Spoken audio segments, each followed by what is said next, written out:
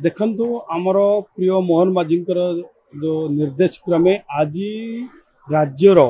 314 block रे एवं समस्त जिले रे ये कार्यक्रम जारी रही विकास मेला जो भली भाव में आम आगु लोक कथा देइथिलु जे आम सरकार आसिला परे आमे जो सब कार्य करने प्रतिश्रुति देइथिलु आज सही कथा को आम सरकार पूरण करिसंती एवं कथा देइथिलु आसिले श्रीमंदिर द्वार खोल कथा देइथिलु आसिले धानर एमएसपी 3100 टंका को वृद्धि करा जिवो एवं सर्वोपरि महिला मान को सशक्त करने स्वावलंबी करने महिला को सुभद्रा योजनार कथा दिया एवं आज आप देखिए जो विकास मेला चली ओडिशा को एक विकसित राज्य करने एक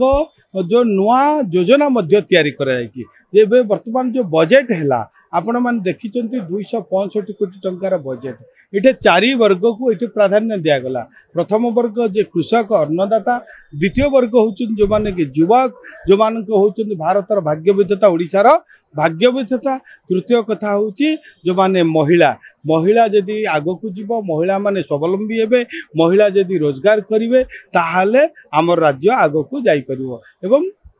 चतुर्थ कथा हला आदिवासी हरिजन जनजाति जो माने कि अवहेलित निष्पेषित भाव रही किपरि भाव में समाजर मुख्य स्रोत को अणाजिव यही सब परिप्रेक्षी आज देखा शिक्षा स्वास्थ्य गमनागमन प्रत्येक क्षेत्र को आज ये आम विकास करने प्रतिश्रुतिबद्ध रही सरकार एवं यही दिगरे आज आम जो 100 दिन भितर जो कथा करूँ आज